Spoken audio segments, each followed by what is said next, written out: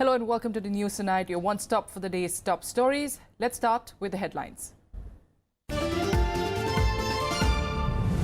Curfews relaxed for the second day in Madhya Pradesh's Mandsaur district. Chief Minister Shivraj Singh Chauhan starts indefinite fast in Bhopal to restore peace, urges farmers to discuss issues.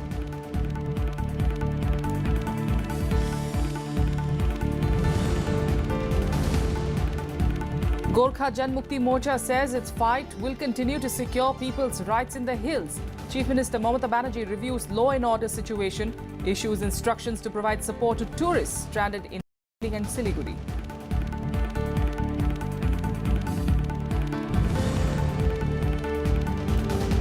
A militant is killed as army foils another infiltration attempt, this time along the LOC in Kashmir's Gurez sector. Army says 14 terrorists have been gunned down in the past 4 days.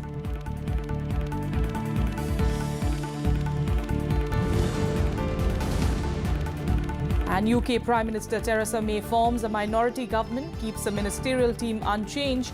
German Chancellor Angela Merkel says she sees no obstacles in beginning Brexit talks as scheduled from the 19th of June.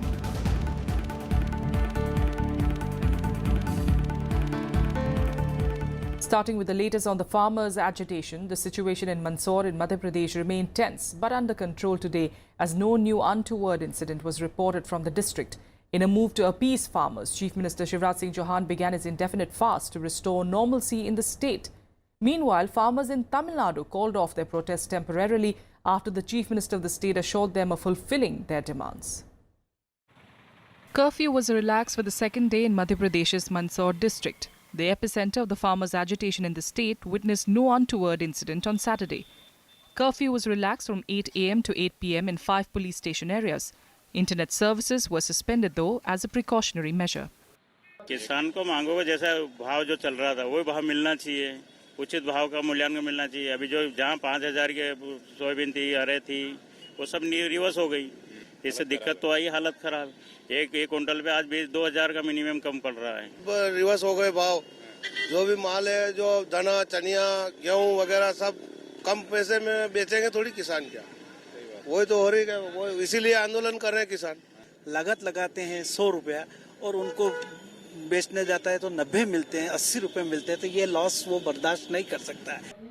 Earlier on Saturday, Chief Minister Shivraj Singh Chauhan started an indefinite fast in Bhopal to restore peace. Speaking from the Dashera Maidan, he urged farmers to discuss their issues. मैं फिर किसानों को आश्वस्त करना चाहूंगा कि एक-एक प्याज खरीदा जाएगा। चिंता मत करना, तुमने मेहनत से पैदा किया है, तुमने परिश्रम से पैदा किया है। तुम्हारा परिश्रम और तुम्हारी मेहनत ये किसी भी कीमत पर बेकार नहीं जाने दी जाएगी। आज शिवराज सिंह चौहान पूरे मध्य प्रदेश के किसानों से कह रहा है, 10 जून से फिर तुअर खरीदूंगा, 5050 रुपया quintal खरीदूंगा। The opposition Congress has dubbed Chauhan's fast as a drama and hypocrisy. Congress workers also protested in Bhopal against BJP's allegation that the Congress instigated violence and fomented the farmer unrest. किस बात का सत्याग्रह कर रही है सरकार? किसानों को गोली, उनके कर्ज माफी की साहब मनाही, उनको नकली खाद, उनको नकली बीज, उनको नकली रासायनिक पदार्थ, उनको बिजली नहीं, उनको पानी नहीं। मुझे बड़ी खुशी है कि शिवराज जी उपवास में बैठ गए हैं, क्योंकि अब उनको समझ में आएगा कि भूख का क्या मतलब है और किस पीड़ा उन्होंने अपने किसानों के सर पर डाल रखा। तो ये मानता हूँ कि अपोजिशन का काम है। हम महात्मा जी और मुरारजी भाई की भूख हड़ताल तो मुझे समझ आती है, लेकिन सरकार और सरकार के हाथ में ताकत देने के बाद किसके लिए भूखे बैठे भाई? समस्याओं का समाधान करो। Madhya Pradesh farmers are protesting for a loan waiver and better prices for their farm produce since the 1st of June. The protests took a violent turn after 5 farmers were killed in firing in Mandsaur district on Thursday. The ongoing crisis has claimed 6 lives with the death of 1 more farmer on Friday. The law and order situation in Madhya Pradesh is getting better day by day, but it consistently remains tensed.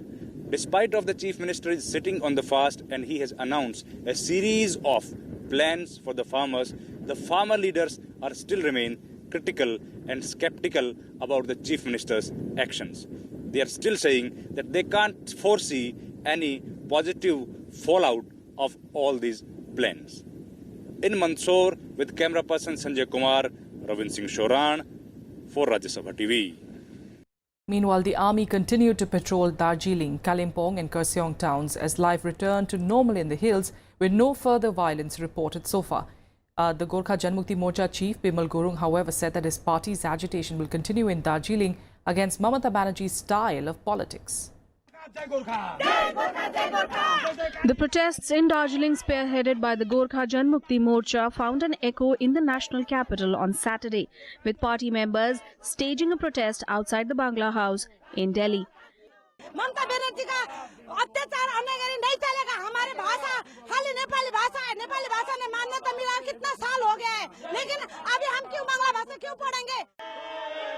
In Darjeeling, GJM chief Bimal Gurung met party members to discuss their next course of action.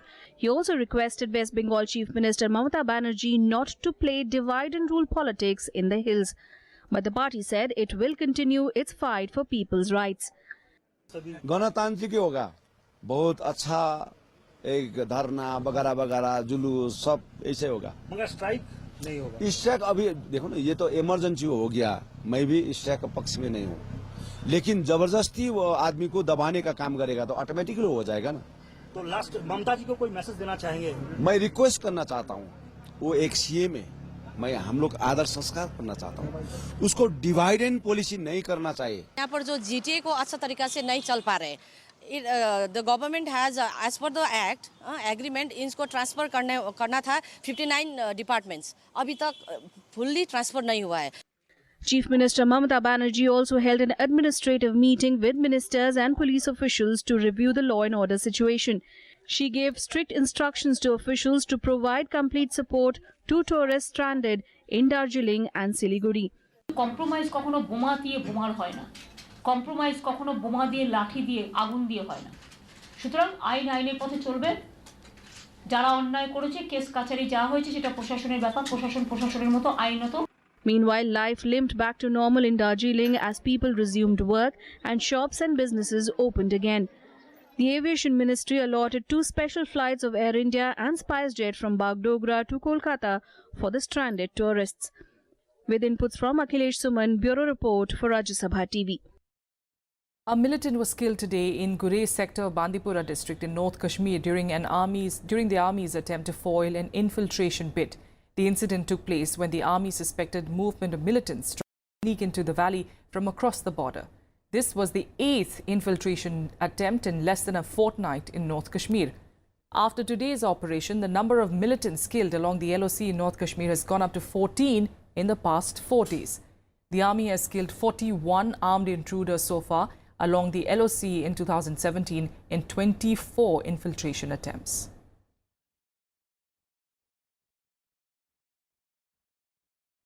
Torrential rains lashed large parts of Maharashtra and Mumbai on Saturday, claiming at least 16 lives. Monsoon is progressing normally over the state for now, even as the weather department has forecast heavy rains over the next 48 hours. Many areas of the state, including coastal Konkan, Mumbai, northern, western and eastern Maharashtra, were lashed by a downpour accompanied with thunder and lightning.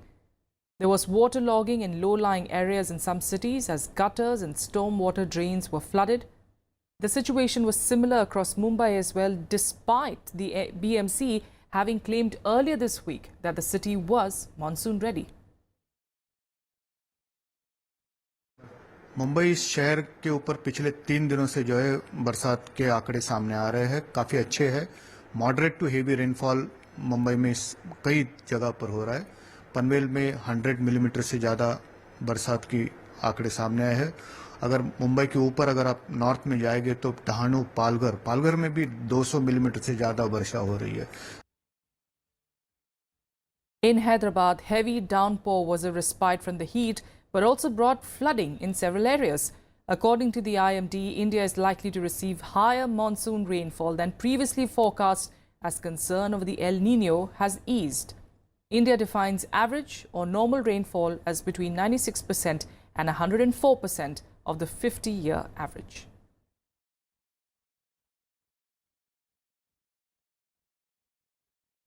Well, then let's take you through what else made news across the country today in Nationwide. The widow of techie Srinivas Kuchipotla on Saturday expressed relief after federal hate crime charges were filed against the alleged assailant in the Kansas shooting incident. Kuchipotla was killed in Kansas on the 22nd of February this year.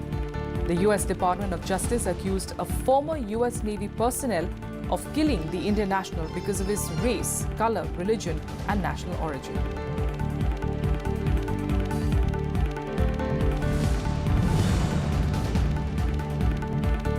One person was killed and 2 injured after a helicopter carrying pilgrims crashed near Badrinath in Uttarakhand on Saturday.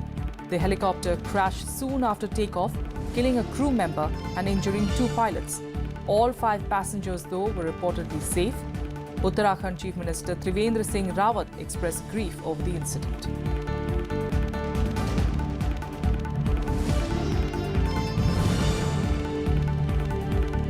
Senior Trinamool Congress leader Iqbal Ahmed did not appear before the CBI for questioning today in the Narada case. Citing ill health, he sought more time from the probe agency. The TMC MLA was summoned by the CBI on the 8th of June. The Calcutta High Court ordered a CBI inquiry into the Narada sting operation, in which several TMC leaders were caught on camera taking bribes.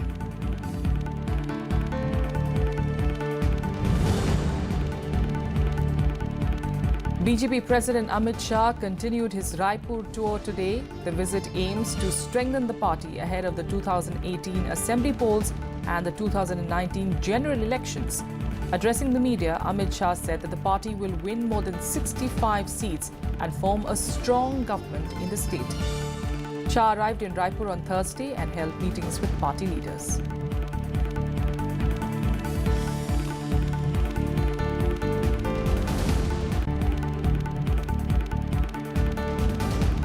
A quick break here. Up next, we're getting you the top international stories and also some sports updates.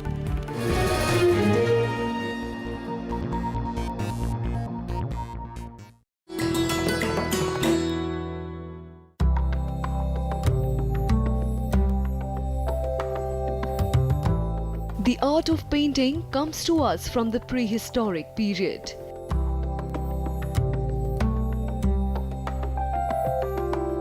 Paintings are also a valuable source of information about their age. Like this depiction of the wedding procession of Dara Shikoh. The eldest son of Mughal Emperor Shah Jahan had a Mughal wedding with distinctive Indian elements. Like the veil he wears, to the pomp and show of the Bharat in Hindu weddings.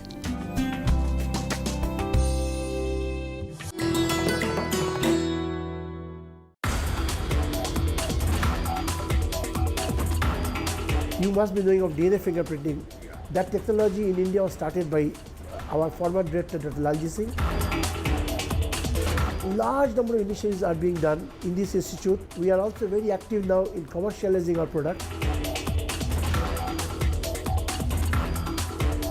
Putting a lot of money doesn't mean you will discover a drug. So sometimes small discoveries lead to good drugs. So we need to keep the chair hot. But yes, we need to continuously try. Watch Eureka with Professor Amitabh Chattopadhyay, JC Bose Fellow, CSIR CCMB, only on Rajya Sabha television.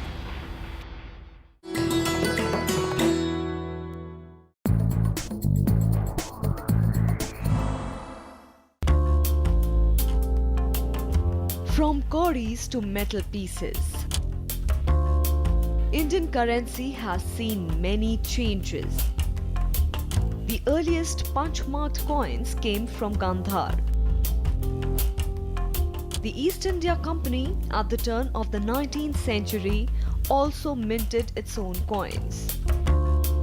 The Indo-Greek coins come from a colony left behind by Alexander.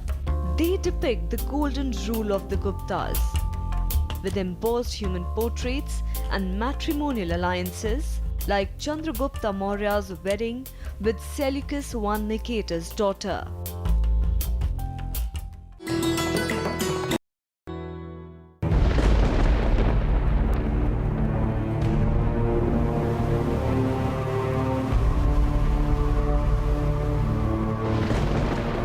This is Kibutu in Arunachal Pradesh, East Point East on the map of India. Kibutu is dangerously close to the Chinese pressure point.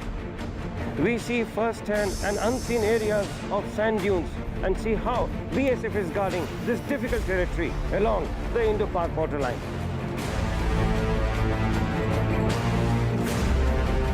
We are now slowly entering into the interior-most parts of the Sarkirik area. Indo-Tibetan Border Police Force justifies each word of this saying. Watch super exclusive episodes of National Security series only on Rajya Sabha television.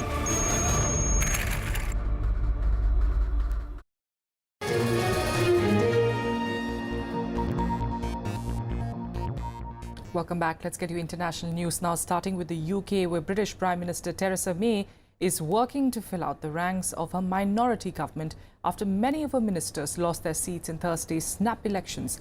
May has already announced that the Tories will form the government with the help of Northern Ireland's Democratic Unionist Party, a decision that has not gone down too well with party supporters. Meanwhile, with Brexit negotiations starting on the 19th of June, Germany and the European Union have both said that they hope that the talks can go ahead as scheduled. A day after the election results were declared in the UK, German Chancellor Angela Merkel has said she sees no obstacles in the way of beginning Brexit talks as scheduled. Merkel believes Britain would stick to the timetable, even as she added that the European Union was ready. The talks are due to begin on 19th June.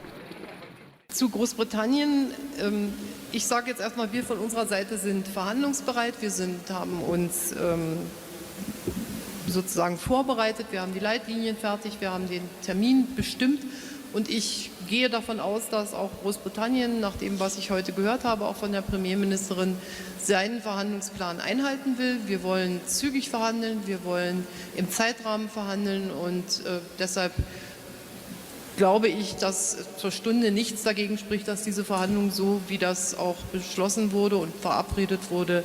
The European Commission are ready to do business and ready to start negotiations. We hope that the UK will be able to form a stable government as soon as possible, and our negotiating team, headed by Michel Barnier, is very well prepared. May's office has said that the most senior cabinet members, including Treasury Chief Philip Hammond, Foreign Secretary Boris Johnson and Home Secretary Amber Rudd, will keep their jobs, but she's expected to shuffle the lower ranks of ministers. This follows the defeat of several of her ministers who lost their seats in Thursday's election. There's also some dissent over forming the government with the help of Northern Ireland's Democratic Unionist Party. What the country needs more than ever is certainty. And having secured the largest number of votes and the greatest number of seats in the general election, it is clear that only the Conservative and Unionist Party has the legitimacy and ability to provide that certainty by commanding a majority in the House of Commons. As we do, we will continue to work with our friends and allies in the Democratic Unionist Party in particular. Our two parties have enjoyed a strong relationship over many years, and this gives me the confidence to believe that we will be able to work together in the interests of the whole United Kingdom.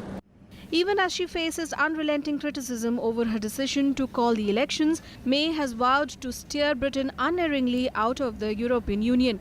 With Labour Party increasing its foothold in the House of Commons, she will also have to deal with a strong opposition. Bureau Report, Rajya Sabha TV. However, British Prime Minister Theresa May's top two aides have quit following the election debacle. Joint Chiefs of Staff Nick Timothy and Fiona Hill were part of May's small inner circle. They were even blamed by many Conservatives for the party's lackluster campaign and unpopular election platform. One of the decisions that is said to be behind the poor election showing is the change in healthcare plans for older people. Timothy said that the reason for the disappointing election result was not an absence of support for the Prime Minister, but an unexpected surge in support for the Labour Party. He said that he took responsibility for his part in the campaign.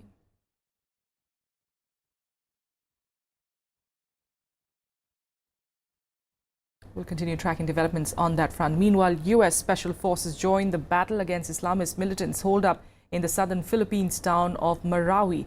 The Philippines military says that the U.S. is only providing technical assistance with no boots on the ground. The battle with the terrorists has entered its third week. The seizure of Marawi city was alarming as Southeast Asian nations feared that the Islamic State was re-establishing itself a stronghold on the island of Mindanao, threatening the whole region. The Philippines military suffered its biggest one-day loss fighting the terrorists on Friday. 13 Marines conducted clearing operations and they died after an intense house-to-house firefight. They were attacked by improvised explosive devices and rocket-propelled grenades. 58 security personnel, 20 civilians and over 100 rebel fighters have died since the fighting began.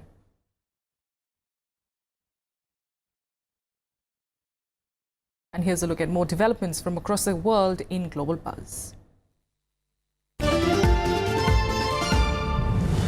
The London Bridge attackers tried to hire a 7.5-ton lorry to carry out their attack, but failed when the payment was declined, prompting them to hire a smaller van instead.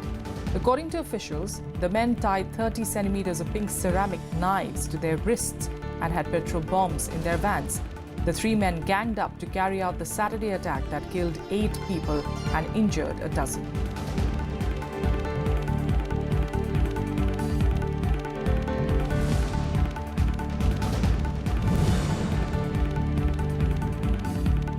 Brazilian President Michel Temer will remain in office after the Super Electoral Court negated charges of illegal financing during the 2014 presidential election.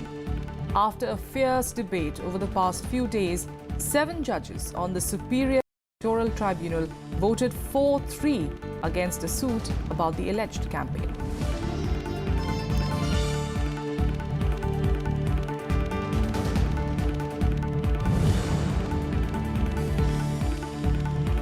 A thorough investigation was called into Pakistan's nuclear proliferation in Iran and North Korea during Pervez Musharraf's government's time. Pakistan People's Party Senator Farhadullah Babar, in a statement, said the father of Pakistan's nuclear program, A.Q. Khan, had been singled out for nuclear proliferation and demanded the entire network to be exposed, also adding it is impossible for a single man to smuggle out huge centrifuge machines and other nuclear material to Iran, Libya and North Korea without assistance of other players. He further called for an inquiry into the matter.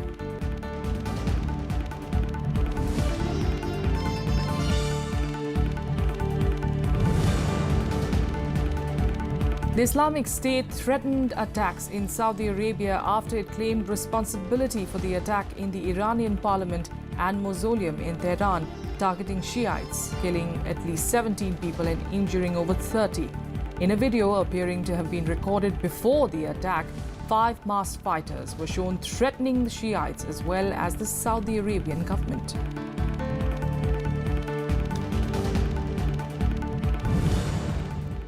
On to some sports news now, and Yelena Ostapenko today won the French Open women's crown to claim her first Grand Slam title. The world number 47, who turned only 20 on Thursday, hit 54 winners past the world number 3, Simona Halep, for an extraordinary 3-set victory. Prior to 2017, Ostapenko had never won a match in Roland Garros. When going into the match, she looked rusty in the first set, but she picked things up in the second. The second set saw Ostapenko convert on 3 of 9 breakpoint attempts. It also saw her hit 22 winners to Halep's 3. In the third set, Ostapenko had a double breakpoint, but Halep managed to get things to deuce. Ostapenko, however, managed to score a break and go up 4-3. She then held serve to win the match. Ostapenko entered the French Open as an unseeded player, but managed to run through an opposition that included victories over Caroline Wozniacki in the quarterfinals, 38-seeded Timmy Baczynski in the semi-finals, and finally Simona Halep, the third seed, in the final. And in cricket, Virat Kohli will face one of the toughest battles of his nascent ODI captaincy career when India takes on South Africa in the do-or-die match at London on Sunday. The match, that is being seen as a virtual quarter-final, is a must-win for both sides. After being beaten effortlessly by Sri Lanka in their last outing, India will be keen to ensure that they get the better of the chokers, South Africa. The losing side will be ousted from the tournament. Both, of course, have a lot at stake. India is the defending champion, while South Africa is the current #1 ranked ODI side.